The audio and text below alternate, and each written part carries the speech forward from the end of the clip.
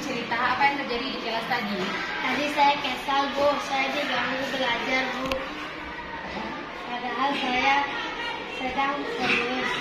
Apakah dengan mengeluarkan kata-kata kasar itu adalah solusinya? Tidak, Bu. Tadi saya keceplosan.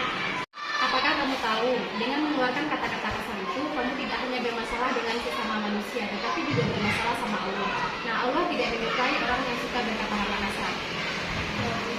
Nah, baiklah, sekarang Ibu tidak mencari apa kesalahan kamu lagi. Ibu tahu kamu melakukan kesalahan itu mempunyai alasan. Kamu ingin dihargai, bukan? Ya, Bu. Sekarang, mari kita bicarakan apa kesepakatan kelas atau kesepakatan sekolah kita yang belum kamu tunjukkan. Kita harus saling menghormati dan saling menghargai satu sama yang lainnya, Bu. Kita tidak boleh berkata kasar di dalam kelas. Nah, apakah dengan kamu mengeluarkan kata-kata kasar, kamu sudah menghargai orang lain? Tidak, Bu. Nah, sekarang kita akan mencari solusi dari permasalahan kamu. Kira-kira apa solusi yang bisa kita lakukan? Saya minta maaf, Bu. Minta maaf itu mudah, tapi bagaimana nanti ke depannya? Saya akan berjanji saya tidak akan mengulanginya, Bu. Baiklah, Ibu pegang janji kamu. Iya, Bu. Makasih, Bu. Dan sama-sama, silakan kembali ke dalam kelas. Ya, Bu. Apa yang kamu lakukan terhadap Naomi? Saya tadi mengganggu dia pada saat dia sedang belajar, Bu. Mengapa kamu melakukan itu? Saya hanya iseng saja, Bu. Hanya saja. Apakah kamu tahu, dengan iseng terhadap Naomi memancing emosinya, sehingga dia mengeluarkan kata-kata kasar, dan kamu dalam masalah? Ya, Bu. Saya tidak sengaja. Jadi saya Baiklah, di sini Ibu tidak mencari-cari kesalahan kamu lagi. Ibu tahu kamu punya alasan melakukan itu. Apakah kamu bangga jika teman merasa emosi, terkejut ketika kamu iseng kepada teman?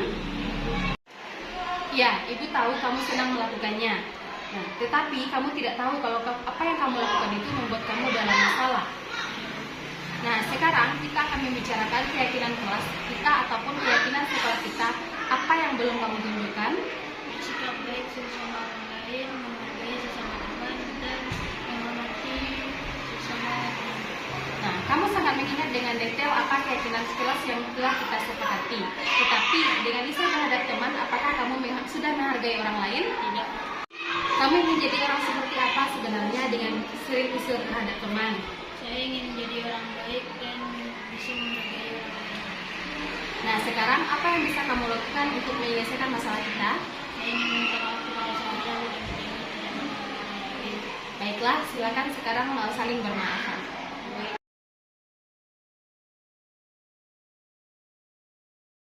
Assalamualaikum warahmatullahi wabarakatuh. Perkenalkan, nama saya Naomi Janeta, kelas 65. Hari ini saya melakukan kesalahan, namun ibu guru tidak memarahi saya, namun menanyakan dulu alasan saya melakukan kesalahan itu.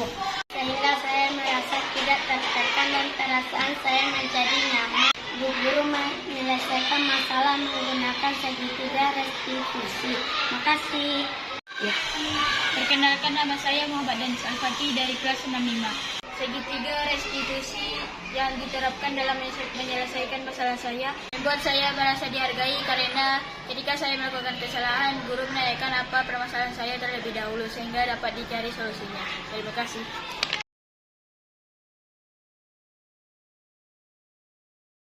Assalamualaikum warahmatullahi wabarakatuh. Waalaikumsalam warahmatullahi wabarakatuh. Alhamdulillah allazi tawa bil huda wa dinil haq yusrata ala dinihi wa la ilaha illallah. Asyhadu an la ilaha illallah wahdahu la syarika lah wa asyhadu anna Muhammadan abduhu wa rasuluhu sallallahu alaihi wasallam. Puji dan syukur marilah kita ucapkan kepada Allah Subhanahu wa taala karena pada hari ini kita telah diberi nikmat kesehatan sehingga kita dapat berkumpul di ruangan ini dalam acara mendengarkan diseminasi urusan keempat budaya positif oleh Ibu Winda Muriza. Selanjutnya setelah beriringi salam, tidak dapat pula kita teringat kepada junjungan alam Nabi Muhammad SAW yang sama-sama kita hormati Bapak Kepala Sekolah SD Islam Nahdlatul Jannah, yang sama-sama kita hormati Wakil Kepala SD Islam Nahdlatul Jannah, kemudian yang saya ibu-ibu yang hadir pada hari ini. Baiklah, untuk tidak memperpanjang kalimah, kita langsung saja mendengarkan diseminasi modul 14 budaya positif oleh Ibu Winda Mariza. Dipersilakan Ibu Winda Mariza untuk menyampaikan.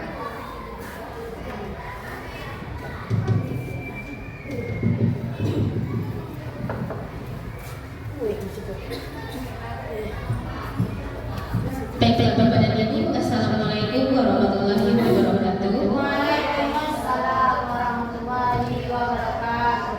Alhamdulillah, alhamdulillahilladzi arsala rasulahu bil huda wa dinil haq liyudhhirahu 'ala dini kullihi walau karihal musyrikun walau karihal munafiqun. Asyhadu an la ilaha illallah wa asyhadu anna Muhammadan abduhu wa rasuluhu la nabiyya ba'dahu amma ba'du. Pertama dan utama sekali marilah kita panjatkan puji dan syukur kehadiran Allah Subhanahu wa taala yang telah melimpahkan rahmat dan karunia-Nya sehingga kita dapat berkumpul di ruangan ini guna melaksanakan diseminasi budaya positif. Selawat beriring salam tidak lupa pula kita kirimkan kepada Nabi besar Muhammad sallallahu alaihi wasallam yang telah membawa umatnya dari alam yang tidak berpengetahuan kepada alam yang penuh dengan pengetahuan. Yang sama-sama kita hormati Bapak Kepala Sekolah SD Islam Rodotul Jannah atau yang mewakili, dalam hal ini diwakili oleh Wakil Kepala Sekolah. Yang sama-sama kita hormati Bapak dan Ibu Guru yang telah meluangkan waktunya pada siang hari ini sehingga kita dapat berkumpul untuk mendengarkan atau menyaksikan diseminasi modul 1.4 sebagai aksi nyata dalam calon guru penggerak angkatan 11 Kota Payakumbuh. Bapak dan Ibu, saya berdiri di depan ini bukanlah karena saya lebih dari Bapak dan Ibu, bukan juga saya menggurui di sini, tetapi kami dari calon guru penggerak angkatan 11 mendapatkan ada sedikit ilmu tentang budaya positif. Budaya positif ini diharapkan untuk dapat kita kembangkan bersama-sama di sekolah yang kita cintai ini. Nah, jika saya sendiri yang akan mengembangkan di sekolah ini, manalah akan mungkin Bapak dan Ibu. Jadi kita dianjurkan untuk atau diwajibkan untuk melaksanakan diseminasi ini tentang budaya positif agar nanti berkembang di sekolah ini. Tentunya kita mulai dari karena sekolah kita sangat besar dan sangat banyak guru dan pegawainya, sehingga nanti tidak akan mungkin kalau kita tidak bergerak mulai dari komunitas yang terkecil ini. Jadi nanti diharapkan dari saya sebagai calon guru penggerak menularkan berbagi pengalaman kepada Bapak dan Ibu tentang budaya positif yang sudah kami dapatkan selama di pendidikan guru penggerak untuk dapat diterapkan di kelas kita masing-masing dan insya Allah akan menjadi budaya bagi sekolah kita. Nah, mungkin kita mulai bersama-sama ya Bapak dan Ibu. Kita mulai saja diseminasi modul 1.4 tentang budaya positif. Dalam pelaksanaan pendidikan guru penggerak angkatan 11 ini saya dibimbing oleh Ibu Nohrianti SPD selaku pengajar praktik, kemudian Bapak Dr. Agus Dasrizal itu sebagai fasilitator saya di guru penggerak ini. Nah, Bapak dan Ibu, sebelum kita mulai pada diseminasi pagi siang hari ini, saya akan mengajak ibu-ibu semua karena sudah saling lelah, tadi berkegiatan sehari-hari dari pagi sampai siang. Jadi saya berharap ini ice breakingnya adalah tentang senyum selama 30 detik terhadap teman. Jadi ibu-ibu berpasangan, jadi berdua-dua. Coba silakan duduk ibu, silakan berdiri ibu, silakan berdiri. Kemudian nanti saya hitung dulu, dimulai dari hitungan yang ketiga, baru ibu-ibu mulai tersenyum dulu. Kita tersenyum selama 30 detik. Saya yakin di awal mungkin ibu-ibu akan terpaksa untuk tersenyum, lama-kelamaan nanti akan tanpa paksaan lagi kita semakin ikhlas dan semakin lebar senyumnya. Nah, ibu-ibu mari kita saling tersenyum. Dua orang boleh depan belakang, boleh samping. Nah, maunya yang mana?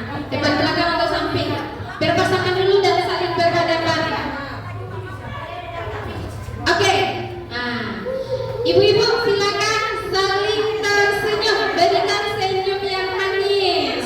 Nah, berikan senyum yang manis. 1, 2, 3. Nah, saling tersenyum. Selama 30 detik. Nah, awalnya senyumnya yang terpaksa, tiba-tiba ada yang tertawa dan bertambah lebat lagi senyumnya, akhirnya menjadi tertawa yang sangat bahagia sekali. Bapak dan Ibu silakan duduk, tepuk tangan untuk kita semua. Nah, bagaimana rasanya tadi? Senyumnya awalnya terpaksa karena aturan di ice breaking-nya seperti itu. Awalnya saling tersenyum, tetapi senyumnya terpaksa. Lama-lama saling memberi senyum manis, akhirnya semakin ikhlas hatinya, semakin lebar senyumnya, dan akhirnya ada yang tertawa. Seperti itulah nanti kita mengharapkan budaya positif. Walaupun budaya positif ini yang akan kita kembangkan di sekolah, awalnya kita bersama melaksanakannya dengan cara terpaksa, lama-lama setelah menjadi kebiasaan, akhirnya menjadi keikhlasan dan menjadi budaya bagi sekolah kita. Nah, itu untuk ice breaking-nya Bapak dan Ibu. Sebelum memulai diseminasi budaya positif ini, saya ingin menyampaikan tujuan pendidikan menurut Bapak pendidikan kita, Bapak Ki Hajar Dewantara, di mana tujuan pendidikan adalah menuntun segala kodrat yang ada pada anak-anak agar mereka dapat mencapai keselamatan dan kebahagiaan yang setinggi-tingginya, baik sebagai manusia maupun sebagai anggota masyarakat. Oleh karena itu, pendidik itu hanya dapat menuntun tumbuh atau hidupnya kekuatan kodrat yang ada pada anak-anak agar dapat memperbaiki lakunya, bukan dasarnya, hidup dan tumbuhnya kekuatan. Jadi, dari sini sudah dapat dijelaskan bahwa setiap anak kita itu tumbuh dengan kodratnya masing-masing. Mereka memiliki keunikan masing-masing. Tugas kita bukan untuk memaksakan apa keinginan kita. Misalnya, kita di sekolah ini sebagai pembina ekstrakurikuler bidang kesenian, kita akan memaksakan anak-anak itu harus ikut, tetapi itu tidak boleh karena anak-anak kita itu semuanya punya kodratnya masing-masing. Tugas kita adalah menuntut mereka sesuai dengan kodratnya masing-masing. Nah, kita tidak boleh menuntut anak-anak tersebut, tetapi tugas kita sebagai guru adalah menuntut. Nah, kita sebagai guru ini diibaratkan adalah sebagai seorang petani. Petani yang menyemaikan bibitnya. Bibit itu akan tumbuh di tanah yang subur. Nah, begitu juga lah dengan kita sebagai petani ini, ketika kita dihadapkan kepada anak-anak kita yang memiliki kemampuan yang berbeda-beda, apabila dipertemukan dengan guru yang tepat, insya Allah anak-anak kita akan menjadi sukses ke depannya. Nah, jadi seperti itu ya ibu-ibu. Kemudian budaya positif di sekolah yaitu nilai dan kebiasaan di sekolah yang berpihak pada murid agar mereka dapat berkembang menjadi pribadi yang kritis, penuh hormat dan bertanggung jawab sesuai dengan profil pelajar Pancasila. Nah, sama-sama kita ketahui dimensi pada profil pelajar Pancasila kita ada berapa ibu-ibu? Ada berapa? 5 atau 6? 6. Yang pertama apa ibu-ibu? Beriman dan bertakwa kepada Tuhan yang Maha Esa dan berakhlak mulia. Yang kedua, berkebinekaan global. Yang ketiga, gotong royong. Yang keempat, mandiri, kreatif dan bernalar kritis. Nah, ini yang sudah kita perkenalkan kepada anak-anak kita. Apalagi sejak dimulainya kurikulum merdeka di sekolah kita, di mana kurikulum merdeka itu bertujuan agar anak-anak kita ini memiliki karakter yang sesuai dengan profil pelajar Pancasila. Jadi diharapkan dengan dikembangkannya budaya positif ini di sekolah, anak-anak kita itu tidak terpaksa lagi memiliki karakter yang seperti itu, tetapi mereka memiliki kesadaran yang penuh, yang penuh hormat dan bertanggung jawab sesuai dengan profil pelajar Pancasila. Nah, untuk diseminasi pada siang hari ini ada 7 yang akan kita bahas, di mana konsep utama budaya positif itu yang pertama adalah perubahan paradigma belajar, yang kedua adalah disiplin positif, Yang ketiga, kebutuhan dasar manusia itu nanti apa saja nanti akan dijabarkan. Kemudian yang keempat, motivasi perilaku manusia. Yang kelima, restitusi posisi kontrol guru. Jadi nanti kita ini sebagai guru memiliki posisi kontrol. Kemudian ada keyakinan kelas, dan yang terakhir nanti adalah segitiga restitusi. Nah, kita masuk yang pertama, perubahan paradigma belajar. Nah, di mana dalam membangun budaya positif, sekolah dapat menyediakan lingkungan yang positif, aman, nyaman, agar siswa mampu berpikir, bertindak, dan mencipta dengan merdeka, mandiri, dan bertanggung jawab. Jadi, diharapkan nanti anak-anak kita ini di sekolah tidak ada yang merasa tertekan dengan semua aturan yang ada kita tegaskan di sekolah ini. Jadi mereka belajar di sini dengan keadaan yang aman, dengan perasaan yang nyaman. Kemudian di mana mereka merdeka untuk belajar di SD Islam Bratajaya ini. Mereka dituntut nanti untuk mandiri dan bertanggung jawab. Jadi tidak ada lagi paksaan untuk anak-anak kita. Kemudian anak-anak juga diharapkan disiplin yang sangat berkaitan dengan kontrol guru nantinya. Nah, Bapak Ibu, di sini saya mengibaratkan sebuah permainan, di mana di sini permainannya diberi nama permainan cobalah buka. Nah, di mana Bapak dan Ibu dan teman kita. Jadi Bapak dan Ibu, kemudian ada teman, berarti ini ada 2 orang. Nah, Bapak dan Ibu beserta teman Bapak Ibu akan melakukan kegiatan cobalah buka, di mana Bapak Ibu adalah bertugas sebagai A, yang mana tugasnya adalah mengetarkan satu tangan kita, di mana di tangan kita ini kita ibaratkan kita sedang menyimpan sebuah rahasia yang sangat berharga di dalam kepalan tangan ini. Jadi ini adalah rahasia kita,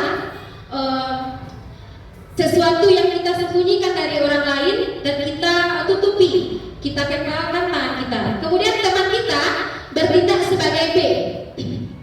Nah, kita perlu menjaga benda yang kita sembunyikan di kepala tangan kita ini sekuat tenaga Bapak Ibu, karena itu penting bagi kehidupan kita. Jadi kita kepalkan tangan ini, ada rahasia di telapak tangan kita kepalkan sekuat tenaga. Kemudian teman kita yang B, rekan kita mencoba dengan segala cara untuk membuka kepalan tangan kita. Nah, teman kita yang B ini boleh memujuk kita, boleh mengintimidasi, boleh memarahi, boleh menggoda kita, menghardik, menggelitik, bahkan menawari kita uang agar kita bersedia membuka kepalan tangan kita. Kira-kira Bapak dan Ibu, kira-kira tahu tidak? Membuka ini rahasia kehidupan kita ada di tangan ini. Nah, rahasia kehidupan kita ada di tangan ini. Kemudian dipaksa, dia boleh, kita bolehkan dia menghardik atau terserah mau diapain saja. Yang penting dia misinya adalah membuka kepala tangan kita. Sementara misi kita adalah menjaga ini yang tetap utuh. Ini rahasia kehidupan kita ada di sini. Kita juga nggak rela dibuka oleh orang lain, diketahui oleh orang lain. Nah, kira-kira sebagai guru kita mau tidak Bapak Ibu? Mau tidak Bapak Ibu? Tidak.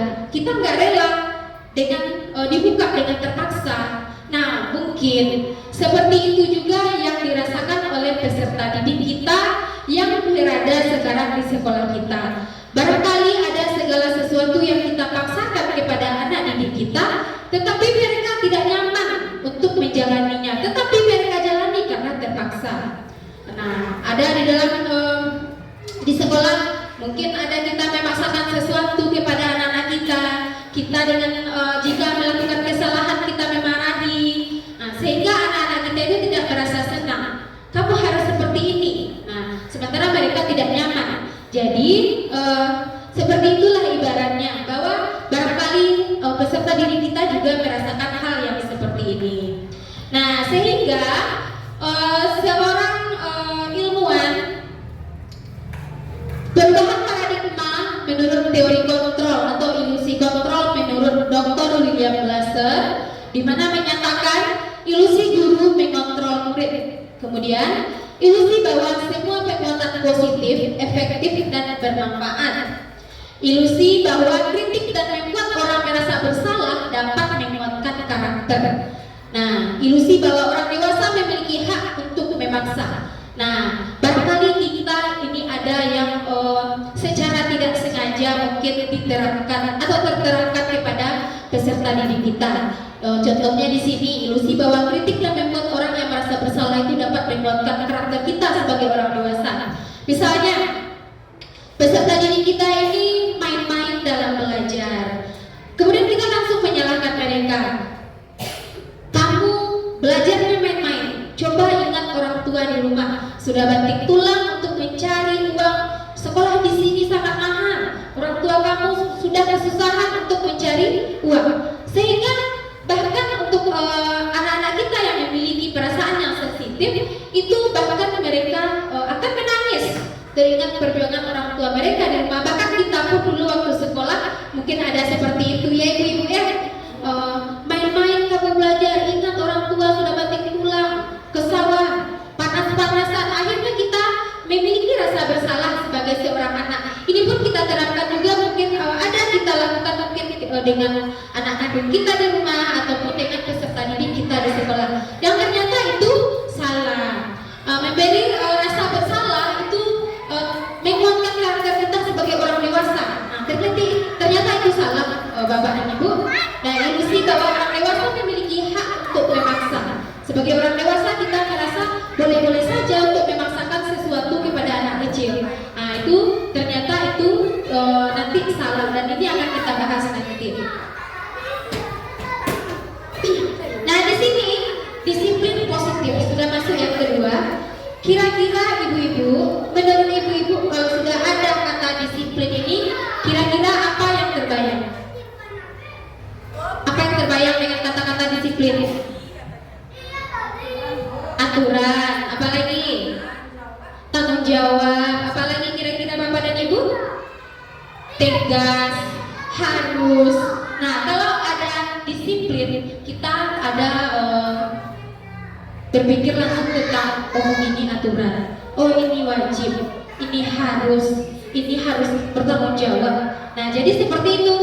Nah, ternyata disiplin itu berasal dari kata bahasa Latin disciplina. Nah, yang artinya adalah belajar. Makna asal dari kata ini berkonotasi dengan disiplin diri dari murid-murid Socrates dan Plato. Nah, disiplin diri membuat orang menggali potensinya menuju sebuah tujuan, apa yang dia hargai.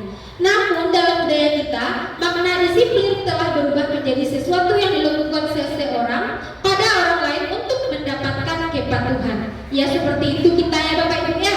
Jadi kalau disiplin itu kalau patuh berarti dia disiplin. Taat dia dengan aturan berarti dia disiplin. Nah, kecenderungan umum adalah menghubungkan kata disiplin dengan ketidaknyamanan, bukan dengan apa yang kita hargai atau mencapai suatu tujuan mulia. Tiba-tiba di sekolah ada aturan wajib datang jam 7 pagi. Nah, kita menjalani tapi perasaan kita itu tidak nyaman. Nah, jadi memang perasaan kita tentang makna kata disiplin ini yang selama ini telah berubah. Nah, itu sudah membudaya bagi kita bahwa kecenderungan umumnya kata disiplin itu adalah sesuatu yang tidak nyaman, sesuatu yang dipaksakan, bukan apa yang kita hargai dalam mencapai sebuah tujuan. Padahal seharusnya disiplin itu adalah sesuatu yang sangat kita hargai. Kemudian disiplin adalah kemampuan memerintah diri sendiri dalam mengontrol dan menguasai diri untuk memilih tindakan yang mengacu pada nilai-nilai yang kita hargai dengan penuh tanggung jawab. Itu sebenarnya disiplin, tanpa perintah orang lain. Nah, jadi atas kesadaran kita sendiri. Nah, kemampuan memerintah diri sendiri dalam kontrol kita, menguasai diri kita, memilih tindakan yang mengacu pada nilai-nilai yang kita hargai dengan penuh tanggung jawab. Kemudian nilai-nilai yang kita hargai yaitu nilai kebajikan.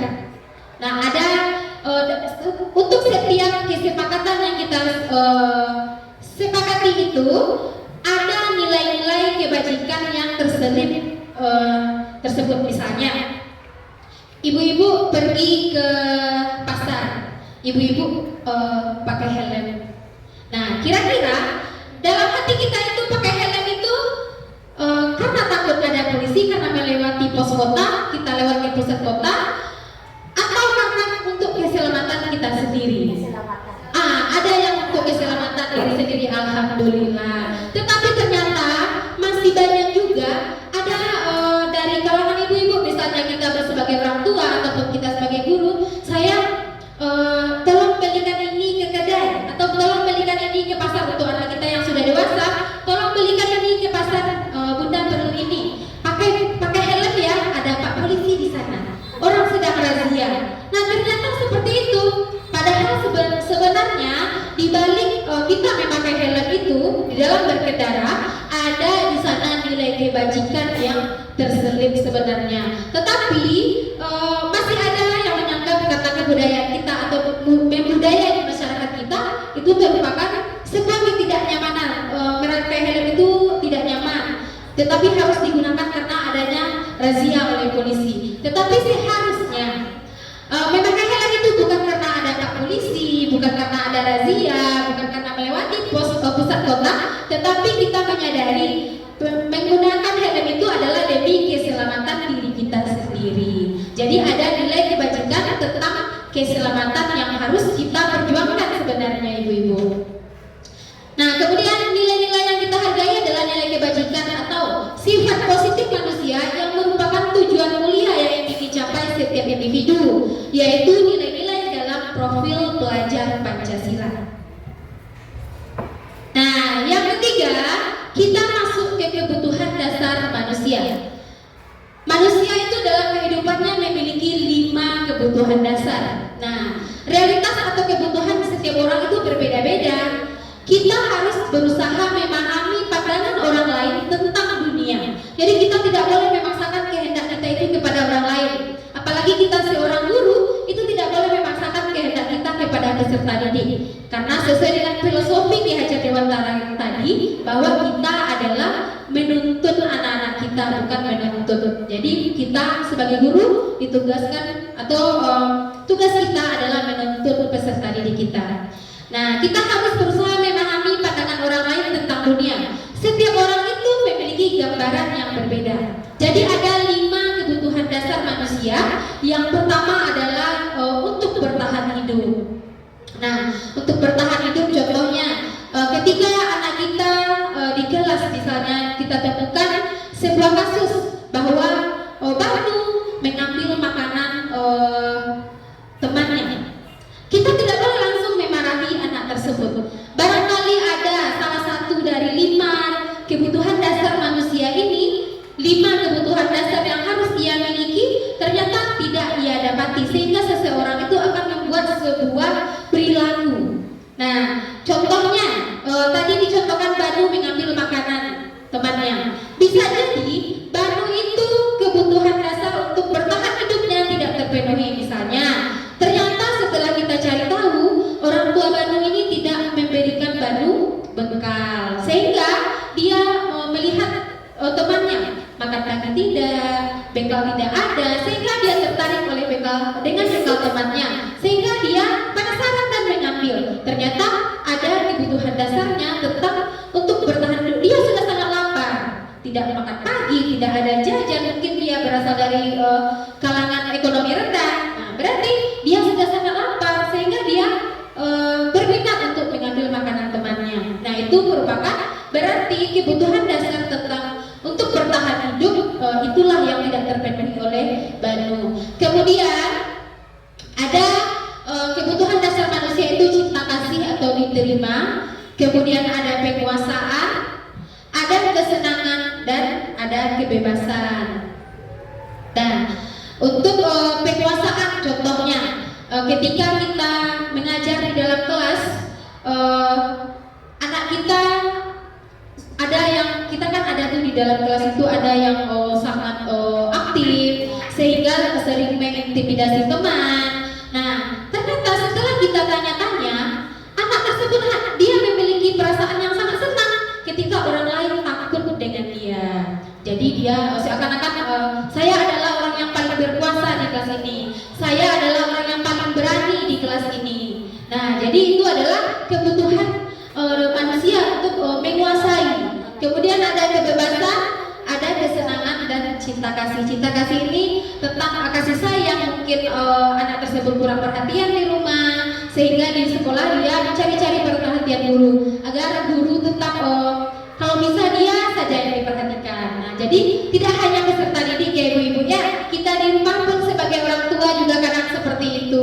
Ketika kita sudah melenceng dari sesuatu atau mempunyai ada sesuatu yang tidak lepas dari diri kita, pasti kita akan mengekspresikannya. Contohnya mungkin ibu-ibu ini yang sudah berumah tangga terlalu lelah, ternyata pak suami tidak bantu di rumah, akhirnya nanti nyampe di rumah ibu-ibunya yang tantrum uring-uringan. Ternyata setelah digali mungkin merasa kurang diperhatikan, atau merasa kurang dikuasai, atau yang lainnya. Ada 5 dasar kebutuhan manusia yang ternyata tidak terpenuhi. Jadi tidak hanya peserta didik kita, ternyata kita sebagai orang tua pun seperti itu. Jadi seseorang melakukan sesuatu itu pasti ada salah satu atau beberapa dari kebutuhan dasar kita sebagai manusia itu tidak terpenuhi. Nah, kita lanjut Bapak dan Ibu. Di sini ada sebuah kasus, terlihat ibu-ibu. Nah, Ibu Ria, guru kelas 6 SD Islam Radhatul Jannah, sedang bingung menghadapi ulah salah satu murid di kelas bernama Agus. Nah, beberapa anak telah datang dan mengeluhkan Agus yang seringkali meminta bekal makan siang mereka dengan paksa. Jika Bapak dan Ibu menghadapi situasi seperti Ibu Ria, apa yang akan Bapak Ibu lakukan? Apa kira-kira? Apa kira-kira yang akan kita lakukan ibu-ibu? Langsung memarahi Agus atau bagaimana? Tidak. Tetapi apa dulu? Ditanyakan dulu kenapa iya atau tidak diambil. Nah, kita memang tidak harus mentang-mentang nanti si Agus ini sudah menjadi setiap ujung tombak dari permasalahan. Nah, jadi jangan setiap hal yang terjadi kita menyalahkan dia, tetapi kita ada langkah-langkah yang harus kita laksanakan. Nah, menurut Bapak Ibu, kira-kira apa alasan Agus melakukan hal tersebut? Menurut Ibu apa kira-kira alasan Agus mengambil makan bekal siang temannya? Ini sudah saya jadikan contoh lah tadi Ibu ya.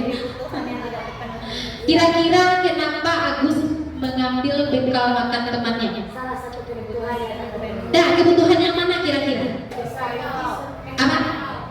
Tidak bawa bekal, berarti bertahan hidup. Apakah itu saja kira-kira?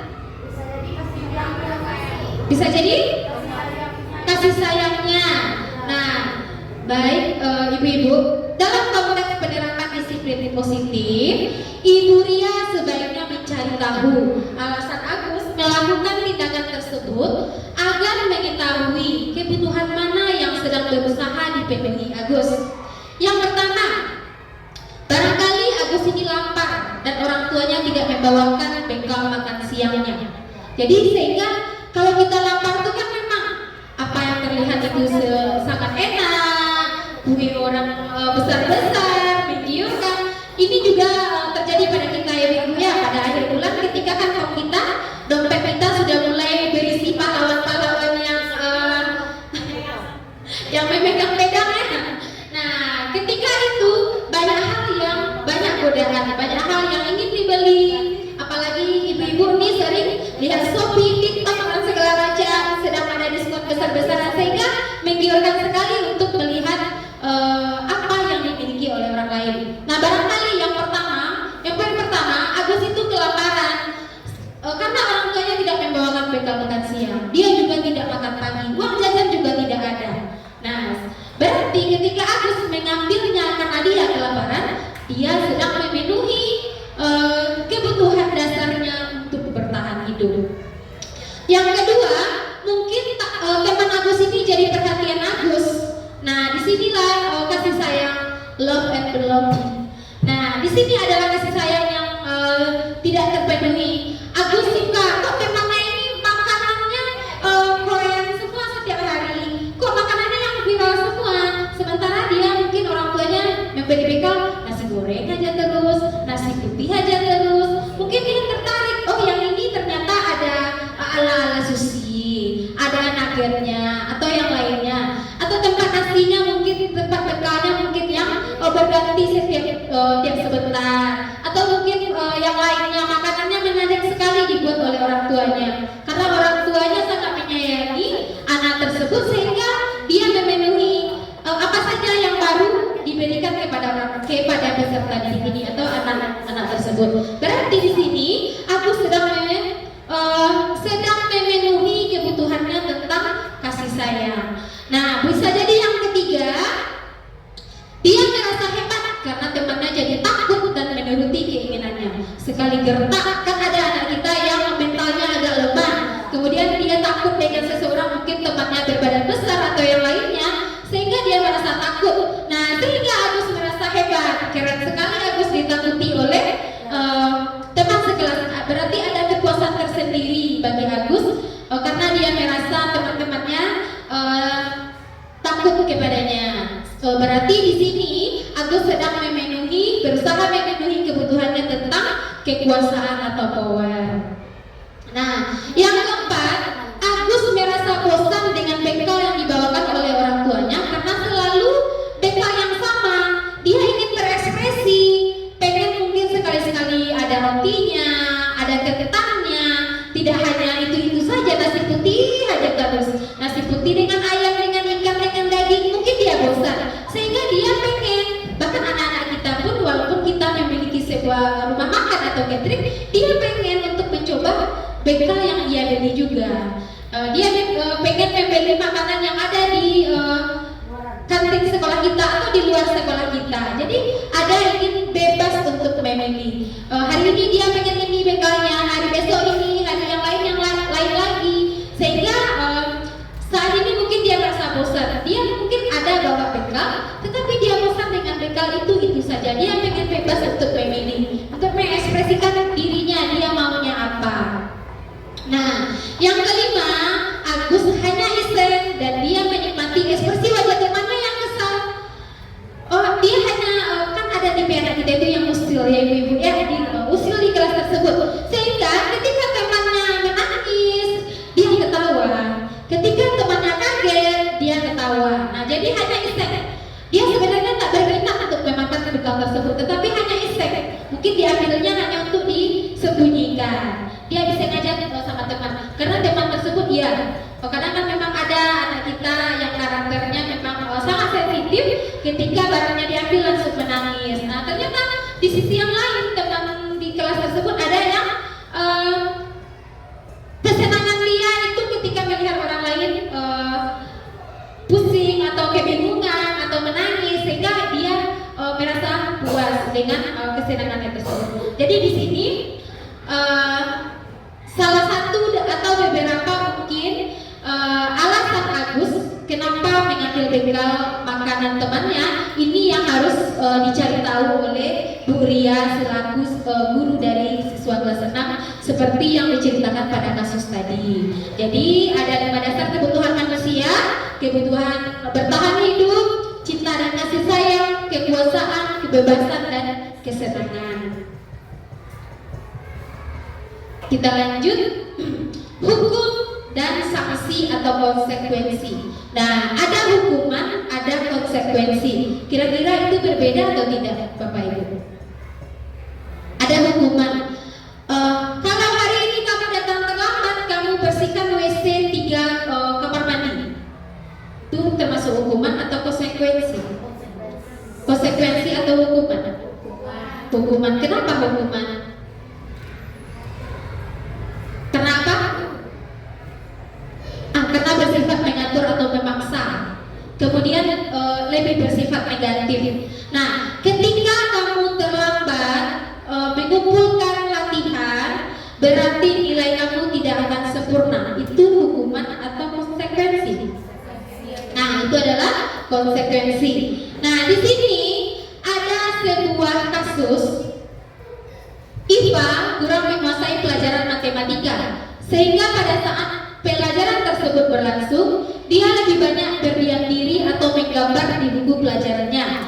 Pada saat guru matematikanya Pak Seno menanyakan pertanyaan, Iva menjadi gugup dan tidak sengaja menjatuhkan tasnya dari kursi, serta tiba-tiba menjadi gagap pada saat berupaya menjawab. Seluruh kelas pun tertawa melihat perilaku perilaku IFA yang berbicara tergagap dan terkejut tersebut. Nah, Pak Seno pada saat itu membiarkan teman-teman IFA menertawakan IFA yang tergagap dan malu luar biasa. Dan malahan minta IFA untuk maju ke depan dan berdiri di depan kelas sambil menunjuk hidungnya karena tidak bisa menjawab pertanyaan dari Pak Seno. Kelas menjadi sangat gaduh. Dan anak-anak pun tertawa melihat IFA di depan kelas memegang ujung hidungnya. Kira-kira yang seperti ini masih kita temukan tidak Bapak Ibu di sekolah kita? Tidak, alhamdulillah tidak ya. Nah, apakah ibu-ibu setuju tidak dengan tindakan Pak Seno terhadap IFA? Tidak. Kenapa tidak? Secara tidak langsung menjatuhkan mental. Nah, secara tidak langsung tidak menjatuhkan mental, secara tidak langsung menjatuhkan mental anak. Apa kira-kira yang lain alasannya ibu? Tidak ada efek positifnya. Tidak ada efek positifnya. Nah, menurut ibu-ibu, tindakan Pak Seno terhadap IFA adalah sebuah hukuman atau konsekuensi? Hukuman. Kenapa? Karena memberikan efek negatif. Nah, karena memberikan efek negatif terhadap IFA. Nah, disinilah ada ini kurang jelas ibu-ibu ya. Ini saya bacakan saja. Ada hukuman, ada konsekuensi, dan ada restitusi. Nah, kita bahas yang hukuman dulu. Hukuman itu sesuatu yang menyakitkan dan harus terjadi. Nah, kita kira-kira rela tidak disakiti? Tidak. Nah, berarti tidak rela dong dihukum? Tidak ada yang rela untuk dihukum. Nah, hukuman itu ternyata sesuatu yang menyakitkan. Nah, sesuatu yang tidak nyaman untuk murid atau anak untuk jangka waktu yang panjang. Mungkin hari ini kita pada zaman dahulu kita sekolah, kita ternyata melakukan kesalahan, disuruh berdiri, angkat kaki sebelah, pegang telinga. Kira-kira sampai sekarang masih teringat tidak Bapak Ibu? Masih. Waktu sekolah dulu pernah dicubit perutnya oleh guru. Masih teringat atau tidak? Nah, ternyata kesan negatif itu yang kita alami di masa kita belajar dulu itu akan teringat dalam jangka waktu yang panjang. Nah, itu adalah sebuah hukuman yang tidak memiliki rasa nyaman, bahkan kadang ada menimbulkan dendam bagi peserta didik kita, karena ini akan teringat dalam jangka waktu yang lama. Kemudian murid atau anak akan tersakiti. Nah, perilaku pasif atau agresif akan meningkat. Kita sudah melarang anak kita, sayang jangan naik-naik juga di atas meja. Kalau naik juga ibu suruh keluar. Kira-kira mungkin pada saat itu anak-anak kita akan berhenti, tetapi mungkin besok diulang lagi. Nah, mereka tidak memiliki kesadaran, tetapi mereka terpaksa untuk diam dan tidak mengerjakan hal tersebut karena takut dihukum. Nah, sehingga tidak memiliki kesadaran. Kemudian sistem tidak akan berjalan bila murid kita akan ketakutan. Nah, bila murid kita takut, sistem itu tidak berjalan. Nah, berlaku pada hanya sebuah institusi atau tidak berlanjut pada kehidupan nyata. Mungkin di sekolah anak tersebut aturan tersebut ada, setelah mereka melanjutkan pendidikan tidak ada lagi. Nah, jadi itu hanya institusi, tidak berlanjut dalam kehidupan nyata. Nah, pengaturannya adalah kamu harus, itu adalah hukuman. Nah, ketika hukuman ada pemaksaan dengan kata kamu harus ini, kamu harus itu. Nah, murid atau anak akan membenci peraturan. Tidak hanya peserta didik, kita pun kadang ketika sekolah kita membuat sebuah peraturan yang baru, kita pun akan merasa tidak nyaman atau merasa diintimidasi. Nah, itu yang disebut dengan hukuman yang kita sebut sebagai identitas yang gagal. Kemudian ada yang identitas yang sukses, di mana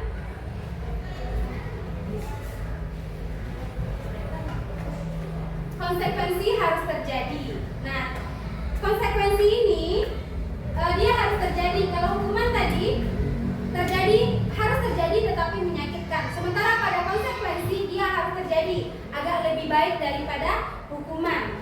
Nah, konsekuensi ini tidak nyaman untuk murid atau anak untuk jangka waktu yang pendek. Nah, kalau hukuman tadi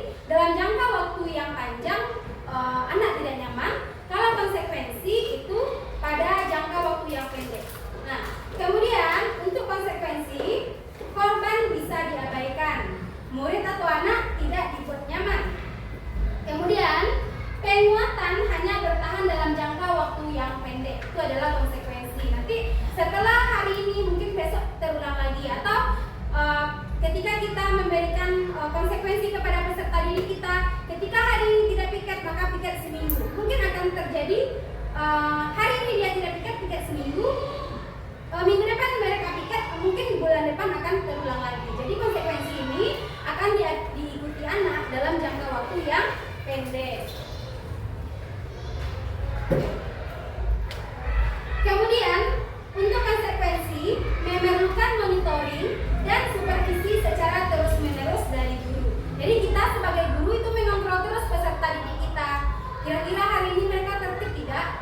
Atau bagaimana? Nah, jadi kalau konsekuensi itu memiliki monitoring atau harus kita supervisi secara berkala atau berkelanjutan. Kemudian untuk konsekuensi membantu penerapan mengikuti peraturan dalam masyarakat. Nah, apa peraturannya?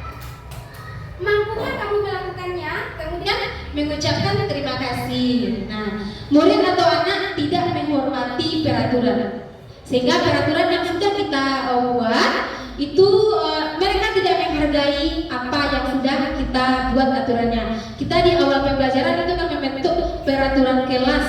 Nah, peraturan atau kesepakatan kelas yang kita bentuk. Kesepakatan. Nah, kalau aturan, kira-kira apa bedanya dengan kesepakatan, ibu-ibu? Kalau aturan biasanya timbal balik atau tidak? Peraturan ya. Peraturan sudah ada ketentuannya atau sudah dibuat. Kalau kesepakatan berarti disepakati dulu, baru menjadi sebuah kesepakatan. Ternyata yang paling baik di dalam menyelesaikan sebuah kasus itu adalah melaksanakan restitusi, di mana restitusi merupakan pilihan.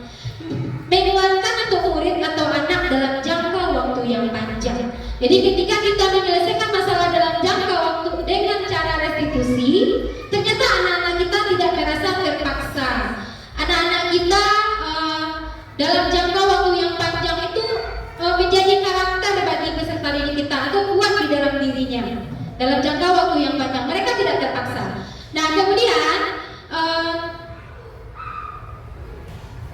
ketika dilaksanakan restitusi, korban akan mendapatkan ganti. Nah, murid atau anak mendapatkan hikmatan, masalah pun akan terpecahkan. Nah, murid akan belajar bertanggung jawab untuk perilaku apa yang mereka sudah lakukan. Jadi mereka akan bertanggung jawab, mereka akan belajar dari pengalaman mereka sendiri. Nah, jika restitusi fokus pada pemecahan masalah dalam jangka waktu yang panjang. Nah, karena di sini kita akan memberikan beberapa pertanyaan kepada peserta didik kita. Misalnya, apa yang kamu yakini? Ketika kita meyakini keyakinan kita atau mengingatkan peserta didik kita akan kesepakatan kita. Kemudian, apa yang bisa kamu lakukan untuk memperbaiki masalah ini? Jadi ketika mereka melakukan sebuah masalah atau membuat sebuah kasus, mereka akan mencari solusinya sendiri. Kemudian murid atau anak akan menghormati dirinya dan orang lain, sehingga ketika kita menyelesaikan masalah atau kasus dengan cara restitusi, anak-anak kita akan merasa dia dihargai, mereka berharga. Nah, tidak ada yang boleh menyalahkan mereka karena mereka berharga, mereka memiliki alasan ketika melakukan sesuatu. Nah, di sini kita ternyata breaking dulu, ibu-ibu. Mungkin agak merasa jenuh ya ibu-ibunya. Ada 7 yang kita bahas, baru selesai 3 atau 4. Kita breaking dulu, silakan ibu-ibu kita berdiri dulu. Di sini ada video contoh breaking. Nah, ini tunggu-tunggu. Kalau peserta didik kita, Bu Ayah bisa sini. Nah, ketika kita melakukan pembelajaran ini juga yang akan ditunggu-tunggu oleh peserta didik kita agar tidak merasa bosan dan kembali fokus dalam pembelajaran. Jadi kita ikuti gerakannya. Tangan diputar-putar, bertepuk tangan diputar-putar, pegang bahu. Tangan diputar-putar, peganglah lutut, digoyang-goyang, digoyang-goyang, digoyang-goyang. Tangan diputar-putar, bertepuk tangan. Tangan diputar-putar,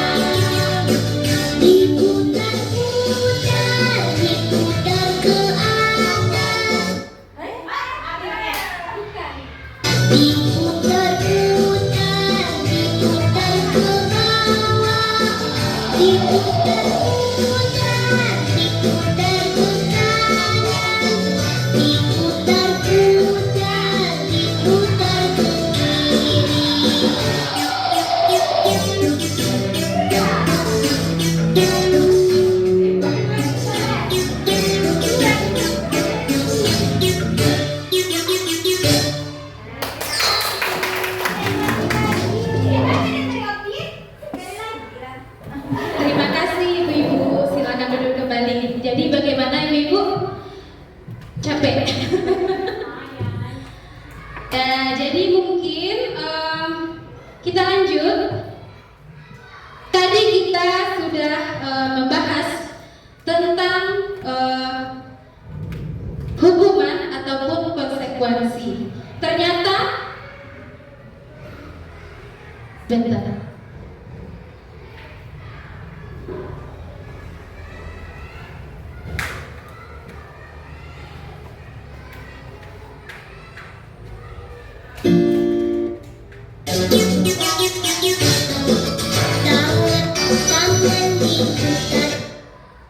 Dan ternyata semua perilaku yang terjadi atau yang dilakukan oleh semua orang, baik peserta didik kita ataupun diri kita sendiri, semua perilaku itu memiliki tujuan. Nah, ada teori motivasi perilaku manusia, di mana untuk menghindari ketidaknyamanan atau hukuman, apa yang akan terjadi apabila saya tidak melakukannya, itu merupakan motivasi eksternal. Nah, kemudian ada itu adalah motivasi internal. Kemudian motivasi eksternal untuk mendapatkan imbalan dari orang lain atau institusi. Apa yang akan saya dapatkan apabila saya melakukan? Nah, ini merupakan dua ini adalah motivasi eksternal yang berasal dari luar sehingga membuat kita melakukannya. Nah, untuk menghindari ketidaknyamanan atau hukuman, apa ya kira-kira yang akan saya lakukan? Nah, untuk mendapatkan imbalan dari orang lain, apa ya yang akan saya dapatkan apabila melakukannya? Sehingga mereka tidak menyadari. Misalnya kita di kelas itu anak-anak murid ibu yang mendapat nilai 100 ibu kasih hadiah. Nah, ketika kita menjanjikan hal seperti itu kepada anak-anak, mereka tidak memiliki kesadaran sendiri, tetapi mereka melakukannya karena mengharapkan sesuatu atau imbalan.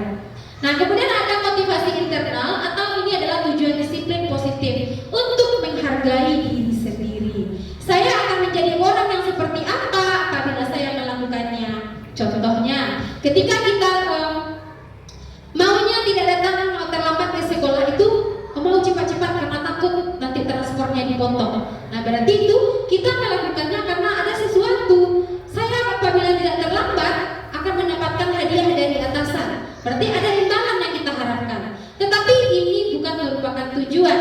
Yang menjadi tujuan positif adalah untuk menghargai diri kita sendiri. Ketika kita datang tepat waktu atau disiplin, kita akan menghargai diri kita sendiri. Ternyata waktu itu sangat berarti. Apabila saya melakukan hal tersebut, nah berarti saya sudah menjadikan diri saya ini seperti apa. Nah, itu adalah kita menghargai diri kita sendiri.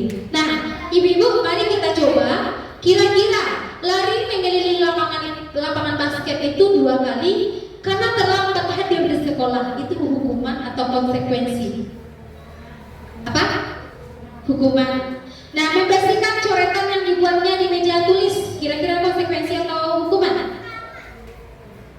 Konsekuensi. Nah, ketika murid diminta untuk push up 15 kali karena tidak menggunakan masker ke sekolah, itu hukuman atau konsekuensi? Hukuman. Nanti kita lihat betul atau salah. Menggantikan kertas tugas teman yang telah dicoret-coret, konsekuensi atau hukuman?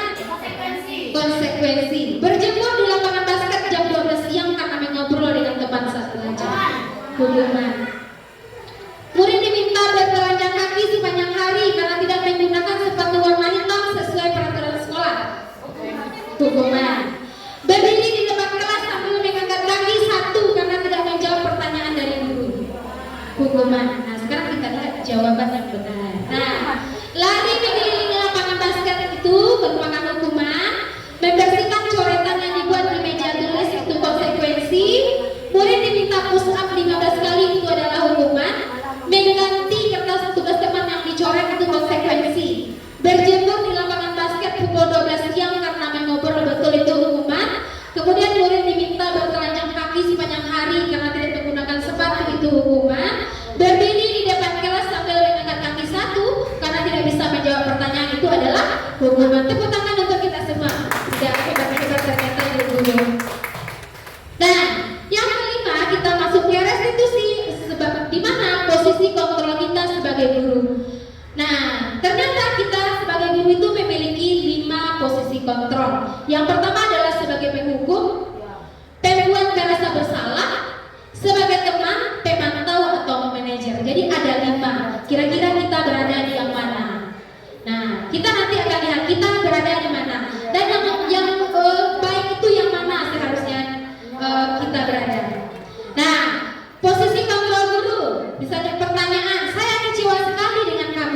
ini adalah membuat orang merasa bersalah. Ketika kita disampaikan, ibu kecewa dengan kamu, kira-kira anak akan merasa bersalah atau tidak? Iya. Nah, itu adalah membuat merasa bersalah. Kamu tidak pernah benar melakukannya.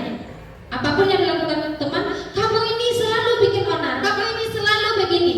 Nah, ketika kita melakukan itu, berarti kita sedang melakukan menempatkan diri kita sebagai penghukum. Nah, kemudian ada juga, ayolah, lakukan demi ibu. Ayolah, cobalah lakukan demi ibu. Berarti kita berteman dengan dia. Nah, apakah kamu mau mendapatkan stiker di pertama hari ini? Kita kan ada di kelas. Kalau hari ini yang dapat 100 dapat bintang, dapat bonus. Nah, apakah kamu ingin mendapatkan stiker hari ini? Kalau kamu ingin dapat stiker, tolong berlaku dengan baik. Nah, itu kita sebagai pemantau. Nah, ada lagi sebagai manajer. Bagaimana kamu bisa menyelesaikan masalah ini?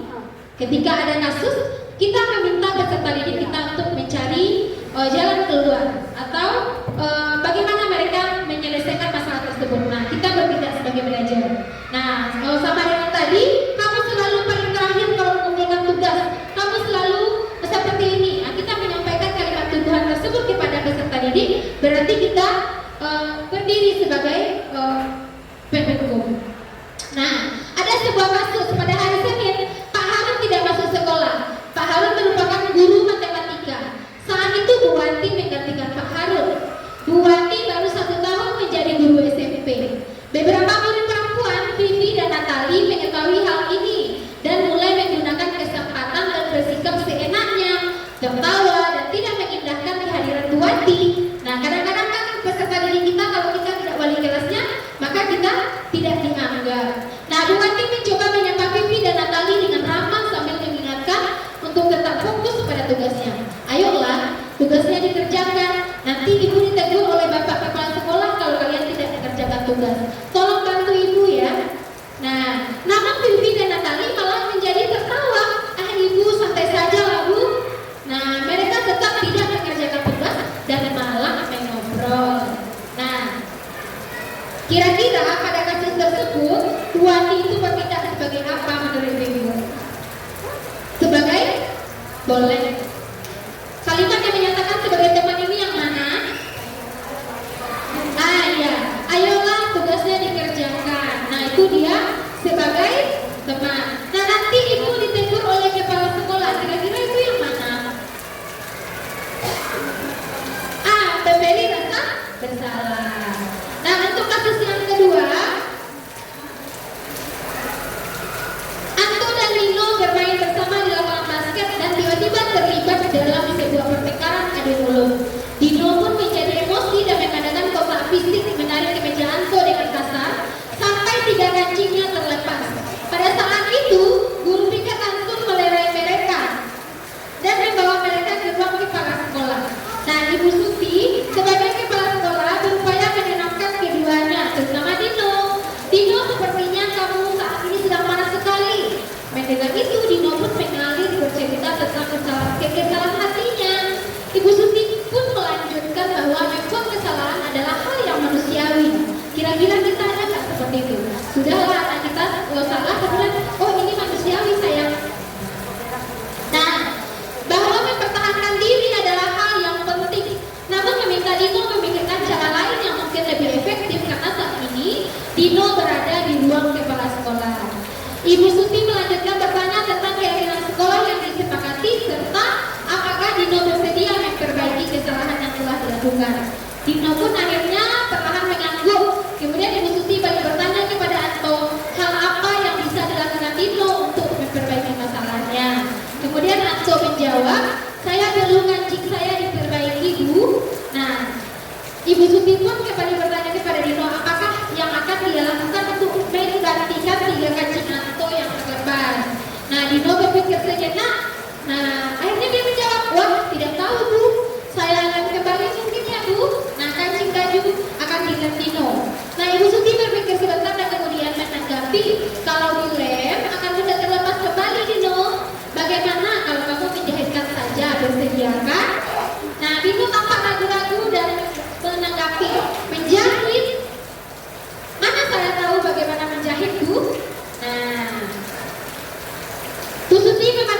ke meja Anto dan menanggapi. Yang mengajari saya siapa, Bu? Nah, jadi dia bertanya siapa yang akan mengajarinya menjahit. Dengan cepat Ibu Suti menjawab, Pak Irfan, guru tata busana.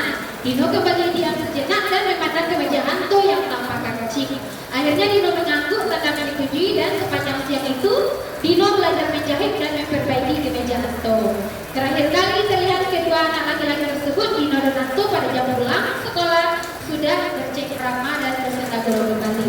Dan di sini Bu Suti sudah melakukan restitusi, di mana dia menempatkan posisi kontrol dia sebagai apa? Jadi dia membuat masalah, ada pertengkaran dua peserta didik, kemudian mereka mencari sendiri solusi dengan belajar menjahit tadi. Akhirnya dia menjahitkan kancing baju temannya yang terlepas. Nah, di sini Bu Suti telah melakukan posisi kontrol gurunya adalah sebagai manajer dengan mengajukan pertanyaan-pertanyaan.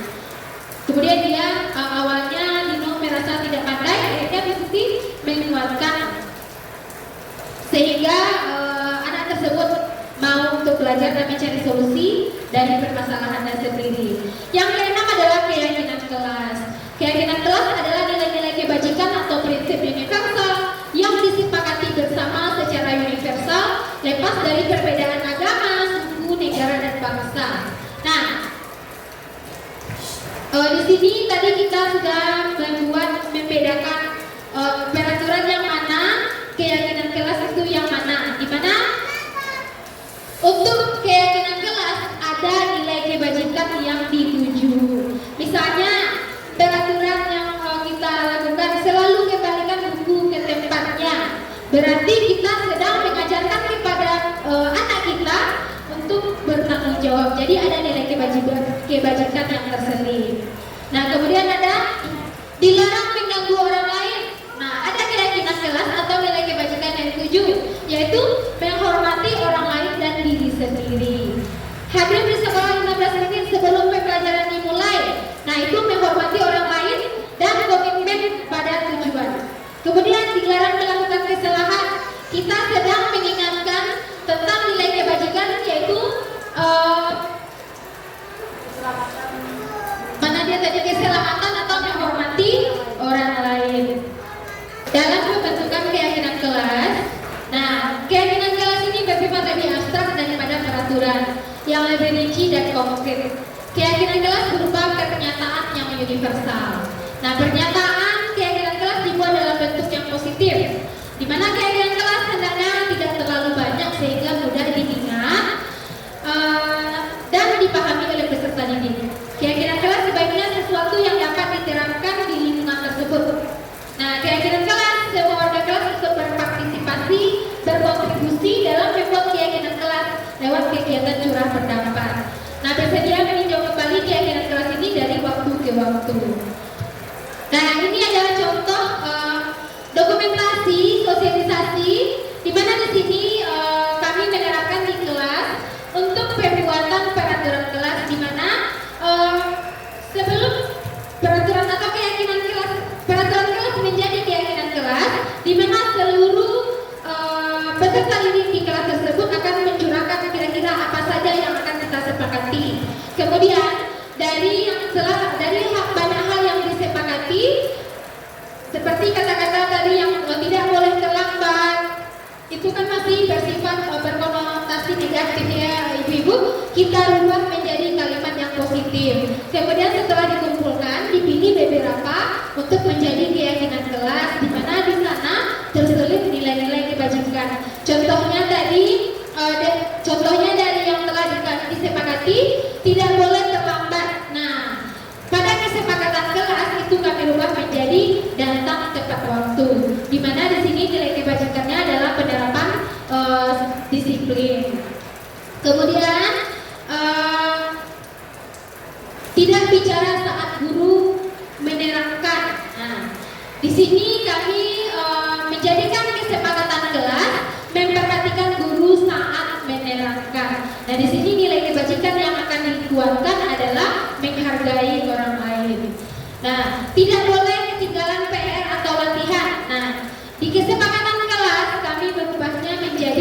mengumpul tugas tepat waktu. Nah, nilai kebajikan itu bertanggung jawab dan disiplin. Nah, di sini yang terakhir adalah segitiga restitusi. Di mana segitiga restitusi adalah proses menciptakan kondisi bagi murid untuk memperbaiki kesalahan mereka sehingga mereka bisa kembali pada kelompok mereka dengan karakter yang lebih kuat melalui restitusi guru. Nah, melalui restitusi guru dapat membantu murid menjadi lebih memiliki tujuan, disiplin positif, serta memulihkan dirinya setelah berbuat salah. Yang kedua, membantu murid untuk jujur pada diri sendiri dan mengevaluasi dampak dari kesalahan yang dilakukan. Yang ketiga adalah memberikan penamaran, bukan paksaan. Nah, ketika melakukan segitiga restitusi, hal yang pertama kita lakukan adalah menstabilkan identitas, di mana setiap orang pasti pernah melakukan kesalahan. Nah, kita memberi rasa percaya diri kepada peserta didik kita bahwa mereka bukan satu-satunya yang melakukan hal ini. Orang lain pun pernah melakukannya. Nah, yang kedua adalah validasi tindakan yang salah. Kita menyatakan bahwa kamu tentu punya alasan mengapa melakukan hal tersebut. Adakah cara yang lebih efektif untuk mendapatkan apa yang kamu butuhkan? Dan yang terakhir, tahap dalam restitusi adalah menanyakan keyakinan. Nilai-nilai apa yang telah kita sepakati dan kamu mau menjadi orang yang seperti apa? Nah ini dia, menstabilkan identitas. Berbuat salah itu tidak apa-apa, tidak ada manusia yang sempurna. Saya juga pernah melakukan kesalahan seperti itu. Kita bisa menyelesaikan ini. Bapak Ibu tidak tertarik mencari siapa yang salah, tapi Bapak Ibu cari solusi dari permasalahan ini. Nah, kamu berhak merasa seperti itu. Seperti misalnya ada kasus ketika kita mengajar, tiba-tiba ada anak yang mengganggu temannya. Kemudian teman yang diganggu tersebut merasa kesal dan mengeluarkan kata-kata yang kasar. Nah, kita tidak langsung menyalahkan anak tersebut, tetapi mereka pasti semua orang itu tidak sempurna. Nah, kita pasti bisa menyelesaikan masalah ini. Nah, kita juga menyatakan kepada anak, mungkin ketika dia mengeluarkan kata-kata yang agak kasar, mungkin mereka merasa tidak dihargai, makanya terlontarlah kata-kata tersebut itu. Nah, semua orang juga berhak untuk merasakan hal tersebut. Yang kedua adalah validasi tindakan yang salah. Kamu pasti punya alasan mengapa melakukan itu. Jadi kita tidak, kamu jangan seperti ini. Tetapi kita menyatakan mereka pasti punya alasan mengapa melakukan itu. Mereka mungkin merasa tidak dihargai. Seperti ada hubungannya dengan kebutuhan dasar manusia tadi. Mungkin dia merasa senang. Kemudian ada kamu patut bangga pada dirimu sendiri karena kamu telah melindungi sesuatu yang penting buatmu. Yang ketiga adalah menanyakan keyakinan. Apa yang telah kita percaya sebagai keyakinan kelas atau keluarga? Apa nilai-nilai umum yang kita sepakati dan apa bayangan kita tentang kelas yang ideal? Kemudian kamu bisa jadi orang yang seperti apa? Nah, ini adalah contoh video penerapan segitiga restitusi, di mana pada kasus ini peserta didik mohon izin keluar kelas ke WC. Sampai di kelas dia malah tangannya yang masih basah itu dipercikan kepada temannya. Ketika temannya sedang membuat tugas dan konsentrasi, dia merasa terganggu dengan percikan air tersebut sehingga marah dan mengeluarkan kata-kata kasar. Nah, di sini saya membuat video penerapan segitiga restitusi bersama siswa kelas 6, Dennis dan Naomi. Nah, kita juga akan menyelesaikan kasus mereka sendiri dengan mereka mencari solusi dari masalah mereka sendiri. Jadi dari satu kasus bisa mengungkap dua penyelesaian masalah.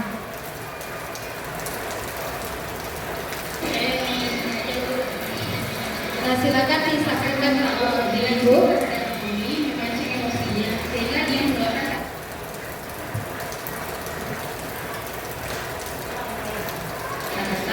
Dan kamu dalam masalah.